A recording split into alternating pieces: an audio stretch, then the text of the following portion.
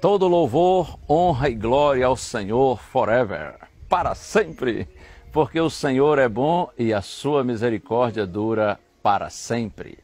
Que bom ter a sua companhia mais uma vez, e hoje nós vamos pensar no indivíduo com o nome Mefibosete. Olha aí, você tem filho? Se não tem ainda, uma sugestão de nome bíblico, Mefibosete, misericórdia. Não coloque esse nome no seu filho não, tá bom?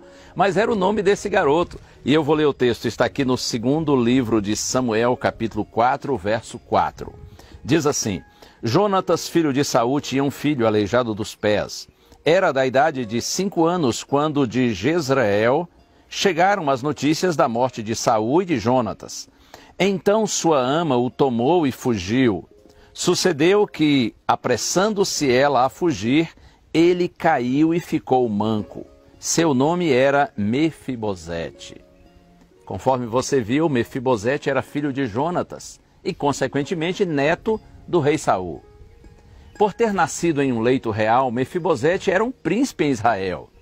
O texto diz que ele era coxo, pois, conforme a nossa leitura aqui, uma ama deixou Mefibosete cair quando eles estavam fugindo por causa da notícia da morte do seu pai e do seu avô, do rei Saul e do príncipe Jonatas. Num curto espaço de tempo, Mefibosete viu sua vida desabar completamente.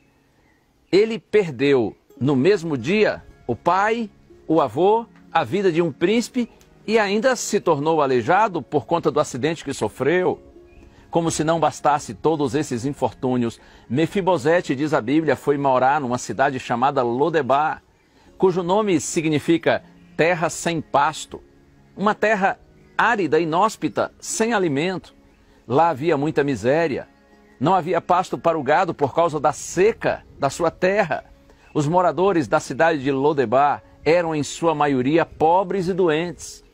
Mefibosete ficou esquecido nessa região desolada até o dia em que Davi descobriu que o filho de Jonatas ainda estava vivo.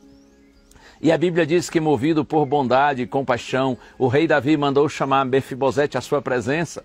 E temendo por sua vida, ele se humilhou na presença do rei Davi. Confira depois na sua Bíblia, 2 Samuel, capítulo 9. Mefibosete, diante de Saul, do rei Davi, ele se humilha, ele coloca seu rosto em terra, e o rei Davi diz assim: Mefibosete, e ele diz: eis aqui teu servo. Mefibosete não sabia, mas a intenção de Davi era restituir suas propriedades, que ele deixou para trás quando fugiu com medo de ser morto por Davi ou por algum inimigo do seu pai e do seu avô. O jovem príncipe era rico, mas morava na pobreza, numa terra seca e sem futuro. Para surpresa dele, depois de dizer que restituiria suas propriedades, Davi ainda acrescentou: e tu sempre comerás pão à minha mesa. Comer à mesa do rei era muito mais do que ter direito ao alimento, era ter direito à intimidade com o rei, amizade com o rei, relacionamento com o rei. É claro que Mefibosete não iria precisar mais de alimento, porque Davi restituiu todas as terras que pertenciam ao seu pai e ao seu avô. Mas a grande questão é que Mefibosete receberia agora, além dos bens, o carinho, o respeito, a bondade de Davi. Sabe que essa experiência do rei Davi com esse jovem nos faz pensar na graça de Deus para com todos nós. Todos nós também, por causa do pecado, fomos separados do Senhor e condenados à morte eterna. Mas a graça do Senhor Jesus veio sobre você e sobre mim.